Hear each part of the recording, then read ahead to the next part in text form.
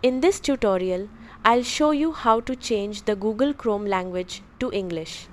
Whether Chrome is displaying menus in another language or you simply want to switch to English, this guide will help you do it in just a few steps. First, open Google Chrome on your computer. Click the three-dot menu in the top right corner, then select Settings. In the left sidebar, click Languages. If you don't see it immediately, use the search bar at the top of the settings page and search for language. Under Preferred Languages, click Add Languages, search for English, select the version you want such as English, United States or English, United Kingdom, then click Add. After adding English, click the three dots next to the English language and select Display Google Chrome in this language. Chrome will prompt you to relaunch the browser. Click Relaunch to restart Chrome and apply the new language.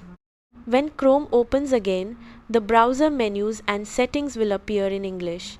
If some websites still display another language, refresh the page or update the language preference within that website's settings. That's how to change the Google Chrome language to English.